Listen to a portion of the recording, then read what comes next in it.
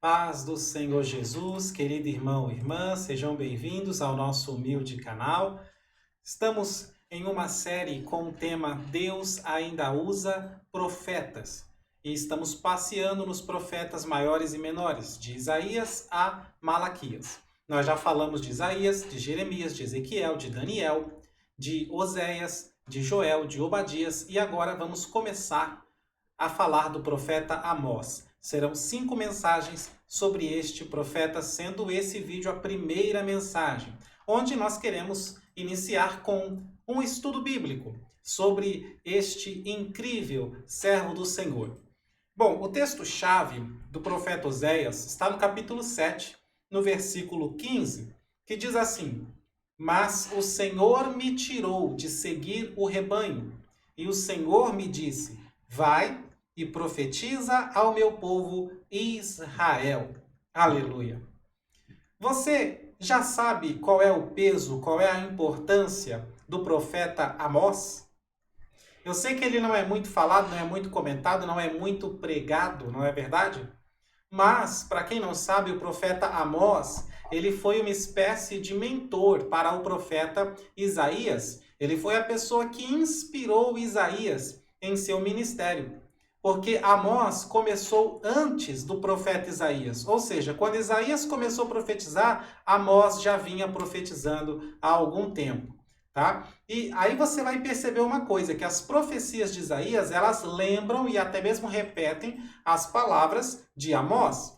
Logo, nós percebemos que Isaías, ele respeitava, ele admirava e muito provavelmente ele aprendeu alguma coisa com este grande servo de Deus.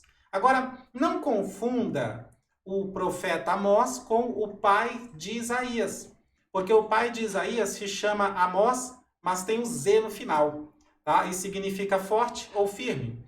Agora, o profeta Amós é com S no final e significa aquele que carrega fardos. Isaías, o seu pai, sua família, eles eram da realeza, da nobreza.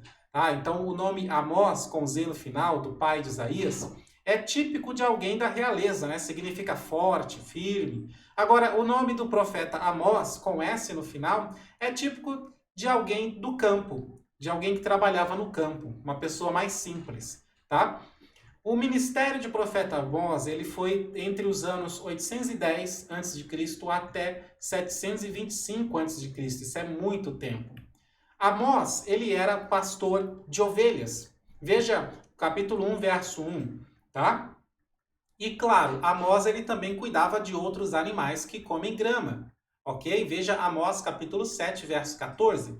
Isto porque ser pastor de ovelha ou criador de gado está relacionado. A pessoa que consegue apacentar ovelhas, ela também consegue apacentar qualquer outro animal que come grama, ok?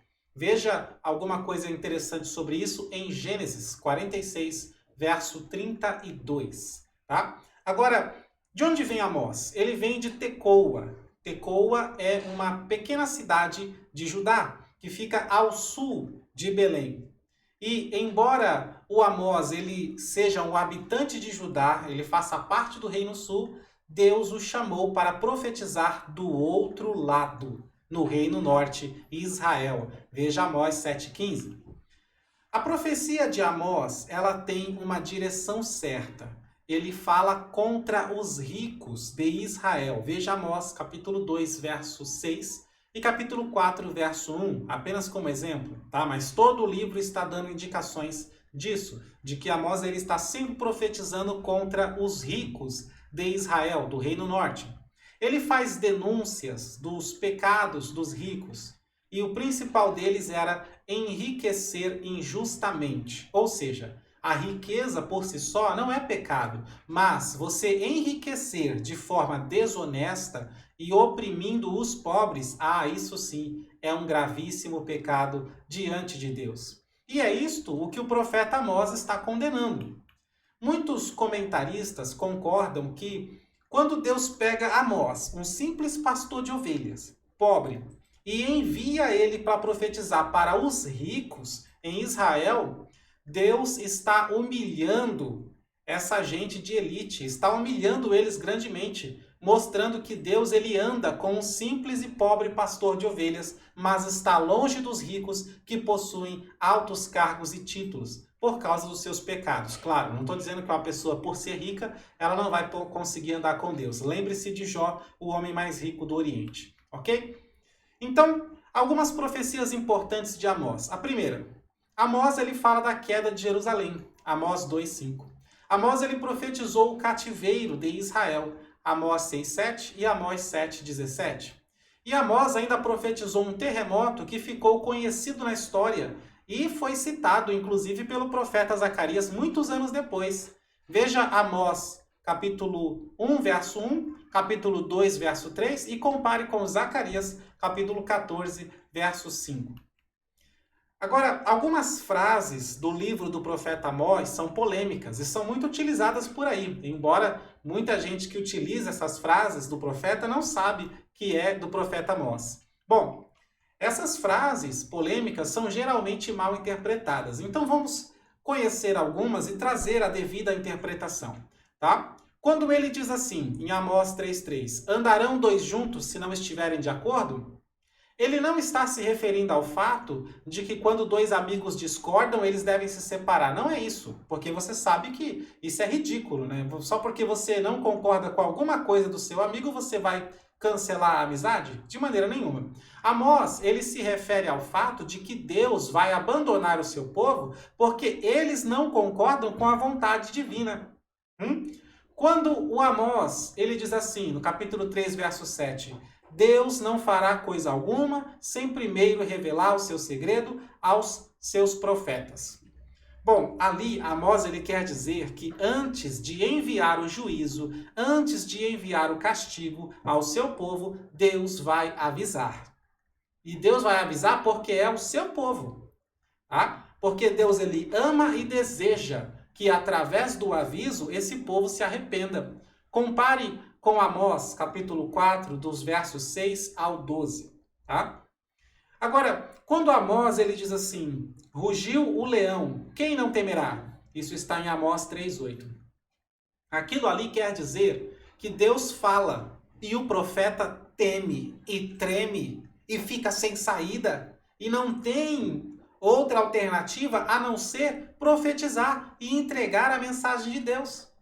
Ele não está falando que quando Deus ruge, o povo treme. O povo está no pecado, o povo não está nem ouvindo a voz de Deus. Ele está falando assim, rugiu o leão, quem não temerá? Ou seja, quando Deus fala, eu fico sem saída, eu tenho que entregar o que Deus está mandando dizer, por mais que vocês não gostem de ouvir a mensagem. Tá? E ele mesmo confirma isso.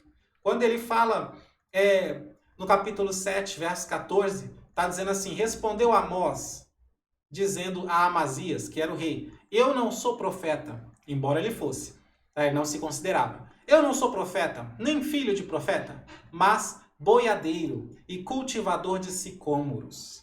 Tá? Confira isso, né? Compare com Jeremias 20, verso 9 e Ezequiel 33, 22. Em Amós, nesse incrível profeta, se cumpre algo que o apóstolo Paulo observou. Em 1 Coríntios 1, 28, ele diz assim, Deus escolheu as coisas vis deste mundo e as desprezíveis e as que não são, para aniquilar as que são. Glórias ao Senhor por isso.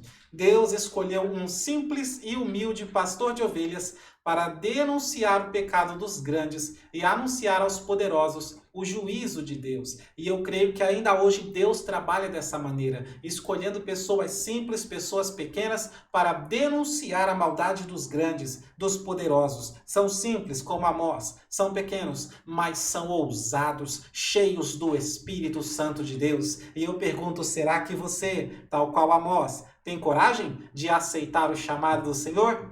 Creia, porque Deus ainda usa profetas. Aleluia. Amém? Fique com essa palavra, com esse estudo ao seu coração, tá bom? Não perca as próximas mensagens aqui da nossa série sobre o profeta Amós. Vai ser muita bênção para as nossas vidas. E eu faço um convite a você. Nós ainda estamos trabalhando na série do Apocalipse com os irmãos através do WhatsApp, tá bom? Então aqui no canal temos essa série dos profetas e pelo WhatsApp os irmãos estão recebendo uma série de estudos sobre o Apocalipse, que vai chegar aqui no canal no futuro, ok? Então se você quiser entrar no grupo e acompanhar também, aprender sobre o Apocalipse, acesse clubedepregadores.com.br e lá você vai encontrar o link de convite do nosso grupo, tá bom? Acesse o quanto antes, porque o grupo enche muito rápido, ok?